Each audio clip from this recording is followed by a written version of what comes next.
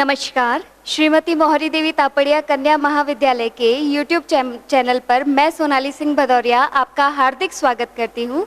आज हम हमारी ऑनलाइन स्टडी को आगे बढ़ाते हुए अपने नए टॉपिक कंटिन्यूड फ्रैक्शन वितत भिन्नों के बारे में बात करेंगे।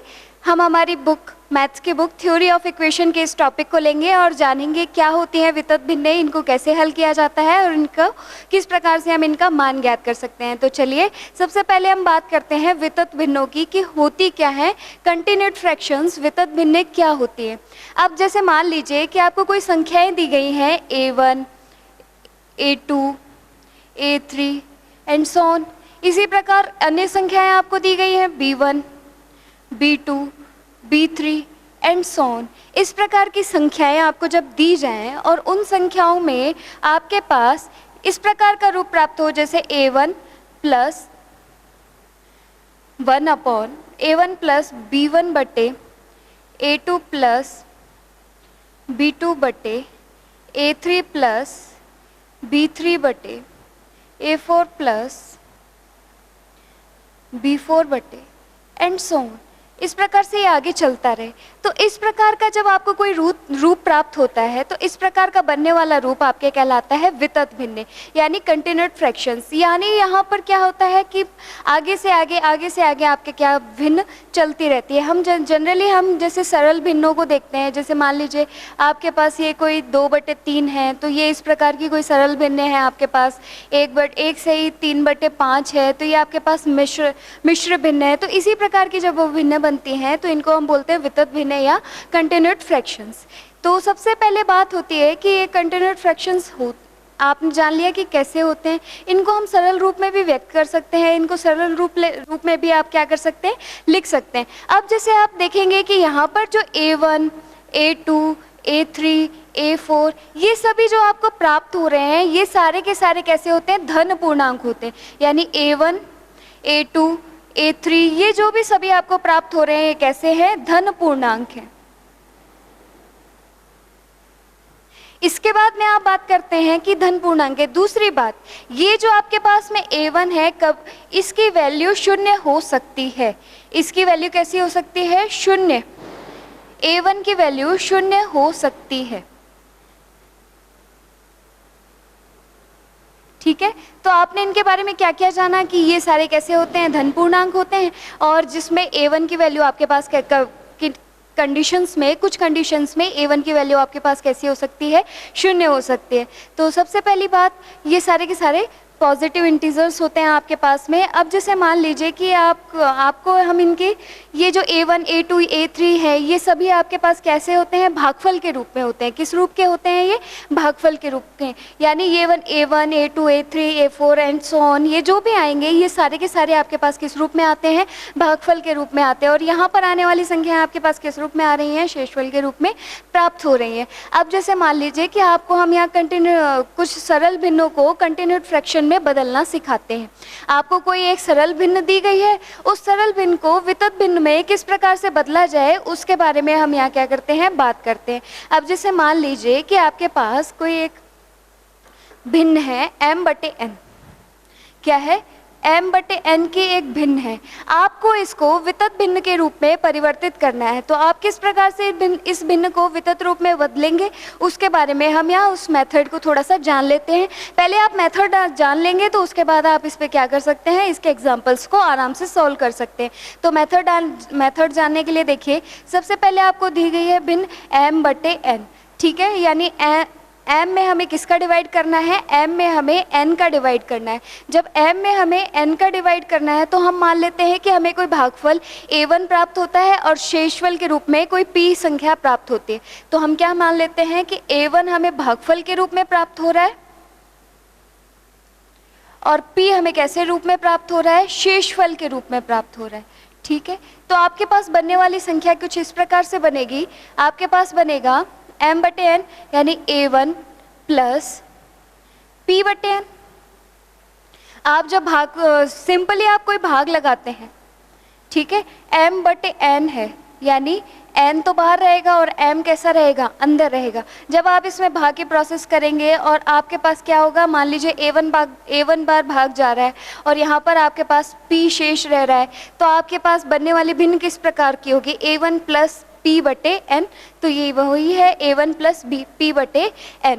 अब देखिए ये कंडीशन जब मैंने ली है, जब m is greater than n, जब m की वैल्यू n से कैसी है, बड़ी है। ये कंडीशन मैंने कब ली है, जब m की वैल्यू n से कैसी है, बड़ी है। ये कंडीशन आपके तब बनती है, ठीक है। अब हम इसमें आगे देखते हैं कि अगली जो हमारे पास भिन्न बनी वो कौन सी बनी, p बटे n की भिन्न बनी। अगली भिन्न हमारे पास कौन सी बनी, p बटे n की भिन्न बनी। ये कंडीशन में मैं यहाँ पे लिख देती हूँ, m is greater than n के लिए है, ठीक है। अब देखिए, अब आपके पास p बटे n की भिन्न बनती है। अब मैं ये मानती हूँ कि जो p है मेरे पास, जो शेषफल प्राप्त हो रहा है वो क्या है, इस भाग देने वाली संख्या से कैसा है, छोटा है। तो p की वैल्यू लेस देन n है, p की वैल्यू क्या है, n से छोटी है। तब हम इसको कैसे हल करेंगे, इसका कैसे मान निकालेंगे, उसके बारे में हम जानकारी प्राप्त करते हैं। आपके पास आने वाला जो p है वो कैसा है, n से छोटा है। p n से छोटा है तो आपको क्या करना है, p डिवाइड्स n। तो इसमें आपको क्या करना है, जिसे यही है, तो इसमें आपको इस p को आगे ले जाएंगे तो a1 प्लस 1 अपॉन n बटे p के रूप में लिख सकते हैं। आप इसको वापस हल करेंगे तो ये यहाँ डिवाइड में है, वापस हल करेंगे तो वो n बटे p वापस आगे जाकर के आपके पास क्या बन जाएगा, p बटे n के रूप में बनेगा, ठीक है। तो ये कंडीशन आपके पास आई। तो इसको हल करें तो हल करने पर जैसे n बटे p को जब आप डिवाइड करेंगे तो मान लीजिए कि आपके पास कोई नया शेषफल a2 प्राप्त होता है, नया भागफल a2 प्राप्त होता है और नया शेषफल q प्राप्त होता है,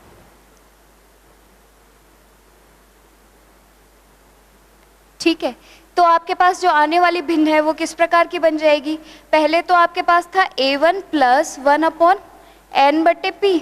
अब n बटे p के लिए आपने निकाला है तो a2 तो आपके पास नया भागफल है और शेषफल आपके पास क्या आ रहा है, q आ रहा है, तो q बटे p।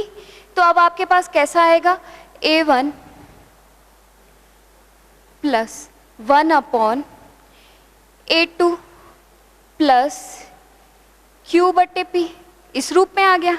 अब आप फिर इस q बटे p को देखेंगे, फिर हम ये कहेंगे कि q जो है वो किससे, p से छोटा है।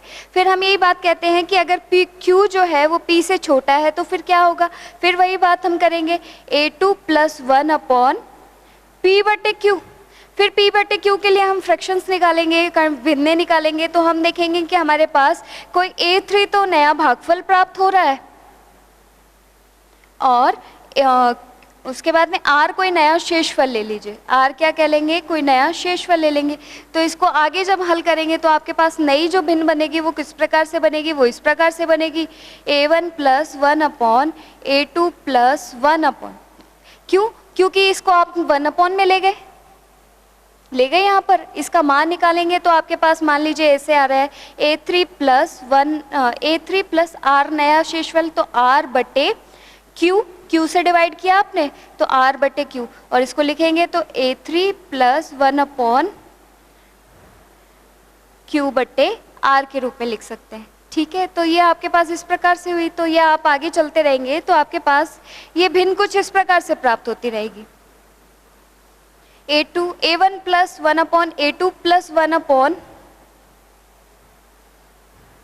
a3 plus r upon q। तो इस प्रकार की जो प्राप्त होने वाली आपके भिन्न है, इस भिन्न को अपन क्या कहते हैं, वितत भिन्न। कौन से भिन्न कहते हैं, वितत भिन्न, ठीक है। ये कंडीशन हमने कब पढ़ी, जब m इज ग्रेटर देन क्या था, n था। जब m is greater than n के लिए आपके पास इस प्रकार की क्या प्राप्त होती है, वितत भिन्नें प्राप्त होती हैं। अब दूसरी कंडीशन हम पढ़ते हैं कि अगर m is less than n हो तो हमारे पास क्या कंडीशन बनती है, तो उसके बारे में भी हम चर्चा कर लेते हैं कि अगर हमारे पास m का मान n से कम हो तो क्या करना है हमें। जब आपके पास m का मान n से कम है तो आप सोच सकते हैं, यानी कैसा मान प्राप्त होगा आपके पास, किस प्रकार से उसको आप हल कर पाएंगे और कैसे उसको मान निकाल पाएंगे। जैसे मान लीजिए m is less than n है। अब आपने कौन सी कंडीशन ली है कि m का मान n से छोटा है। तो m का मान n से छोटा है तो आपके पास जो a1 के रूप में भागफल प्राप्त होता है वो a1 कैसा हो सकता है, शून्य हो सकता है। कैसा हो सकता है, शून्य। क्यों? क्योंकि इसमें जब भाग नहीं जाएगा तभी तो ये इससे छोटा होगा। छोटा, अगर छोटा नहीं, अगर ये बड़ा होता तो आराम से इसमें भाग चला जाता। छोटा है इसका मतलब इसमें भाग नहीं जाएगा और आपके पास a1 कैसा प्राप्त हो जाएगा, 0 प्राप्त हो जाएगा। ठीक है, तो इसमें आगे की m/n के रूप में आप इसकी कंडीशंस दे सकते हैं कि 0 + 1/n हो जाएगा। फिर आप इसको आगे हम m/n के लिए कर रहे थे। ठीक है, अब भाग लगाया तो पहला भागफल आपको 0 प्राप्त हुआ, फिर 1/m/n, फिर आगे इसको हल करके आप मान निकालते जा सकते हैं। अब इनको सामान्य रूप में लिखना। m/n को हमने पीछे देखा था, जब m is greater than n था तो हमारे पास a1, a2, a3 इस प्रकार के मान प्राप्त हो रहे थे। तो हम इनको सामान्य रूप में लिखेंगे तो इस प्रकार से लिखेंगे a1 + 1/a2 + 1/a3 + 1/a4 + and so on. ठीक है, तो इनको इस प्रकार से आप क्या कर सकते हैं, सामान्य रूप में लिख सकते हैं। ठीक है, इसके बाद में हम बात करते हैं कर्णी चिन्ह की। इसके बाद में हम बात करते हैं कर्णी चिन्ह की। अब देखिए, ये जो फ्रैक्शंस होते हैं शांत और अशांत दोनों प्रकार के होते हैं। जिनमें भाग जाता है तो वो कैसा हो जाता है, शांत हो जाता है। जिनमें नहीं जाएगा तो वो कैसे होते हैं, अनंत और अशांत कह सकते हैं। उसके बाद में हम बात कर सकते हैं अपरिमेय संख्याएं। अगर आपको कोई अपरिमेय संख्या दी गई हो उसको हम किस प्रकार से वितत बिंदु में चेंज करें, उनको चेंज करने के लिए कौन कौन से नियम हमारे पास हो सकते हैं उसके बारे में हम जानकारी प्राप्त करते हैं। अब जैसे मान लीजिए कि हम बात कर रहे हैं आपके अपरिमेय संख्याओं की। किसकी बात कर रहे हैं, अपरिमेय संख्याएं की। जैसे मान लीजिए √13 ऐसी संख्याएं जिनके मान नहीं निकलते, √2, √5। ठीक है, तो ये आपके अपरिमेय संख्याएं। इन संख्याओं को हल करने के लिए किस प्रकार की विधि का प्रयोग किया जाता है उसके बारे में हम यहाँ जानकारी प्राप्त करते हैं। जैसे मान लीजिए कि आपके पास √n एक अपरिमेय संख्या है। √n कैसी है, एक अपरिमेय संख्या। इस अपरिमेय संख्या को आपको वितत भिन्नों में बदलने के लिए किस फॉर्मेट का यूज करना होगा, किस प्रकार से आपको आगे चलना होगा कि एक वितत भिन्न के रूप में परिवर्तित हो जाए, तो उसके लिए हम बात करते हैं। जिसे √n है, तो हम सबसे पहले ये देखेंगे कि ये √n किन दो पूर्णांकों के बीच में विभाजित होती है। तो हम मान लेते हैं कि a1 और a2 के दो पूर्णांक लिए जिनके बीच में ये क्या हो रही है, विभाजित हो रही है। ठीक है, तो a1 जो है, इसकी लोअर वैल्यू जो a1 है वो उसमें इसका क्या होगा कि सबसे ज़्यादा अधिकतम पूर्णांक होगा, यानी ये सबसे हाईएस्ट वैल्यू होगी जिसमें भाग इसका पूरा जाएगा। इसके ऊपर वाली जो संख्या होगी वो आप देख सकते हैं कि ऐसी होगी जिसमें पूरा भाग नहीं जाएगा। तो हमें वह संख्या लेनी है जिसमें इसका भाग कैसा जाए, पूरा जाए। ठीक है, तो आपने यहाँ पर इसका एक अधिकतम पूर्णांक a1 क्या ले लिया, अधिकतम पूर्णांक जिसमें इसका क्या है, भाग पूरा जा रहा है। आप वैसे इसके बारे में एग्जाम्पल करेंगे तो आराम से समझ पाएंगे। ठीक है, तो a1 आपने एक अधिकतम पूर्णांक ले लिया। अब इस अधिकतम पूर्णांक के बारे में आप देखिए क्या करना है। आपके पास ये एक अपरिमेय संख्या, इस अधिकतम पूर्णांक को एक बार जोड़ना है और एक बार क्या करना है, घटाना है। तो मैंने इसमें इस अपने a1 को एक बार तो जोड़ दिया और इसी संख्या में एक बार इसको क्या कर दिया है, घटा दिया है। अब इसको आगे मैं क्या करती हूँ, इसका संयुग्मी कॉन्जुगेट लेकर के ऊपर और नीचे क्या कर देती हूँ, गुणा करती हूँ। तो जैसे ही मैं इसका कॉन्जुगेट लेकर ऊपर और नीचे गुणा करती हूँ तो मेरे पास कुछ इस प्रकार से बनता है, a1 + √n - a1। इसका कॉन्जुगेट क्या बनेगा, √n + a1 upon √n + a1। यहाँ पर हम फॉर्मूला लगाएंगे a - b a + b a² - b²। ठीक है, तो a + b a - b, ये फॉर्मूला लगने के बाद आपके पास यहाँ पर क्या बनेगा, a1 + n - a1 का स्क्वायर अपॉन √n + a1। ठीक है, अब मैं यहाँ पर क्या मान लेती हूँ, मैं ये मान लेती हूँ कि जो n - a1 है इसको मैं कोई m1 मान लेती हूँ। क्या मान लिया मैंने, m1 मान लिया। तो इसकी जगह मैं क्या लिख दूंगी, m1।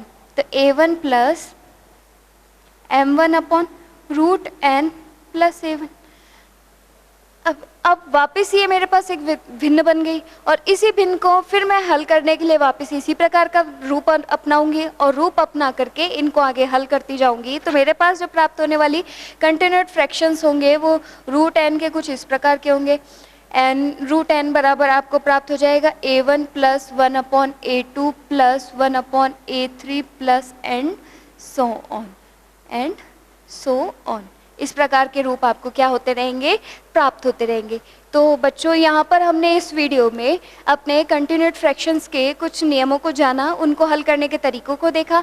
आगे मिलते हैं इसके एक नए वीडियो में जिसमें हम इस कंटिन्यूड फ्रैक्शंस के एग्जाम्पल्स को करना सीखेंगे और जानेंगे कि उनको हल करके किस प्रकार से उनका मान निकाला जा सकता है। तो मिलते हैं एक नए वीडियो में एक नए टॉपिक के साथ, तब तक के लिए नमस्कार। अपने इस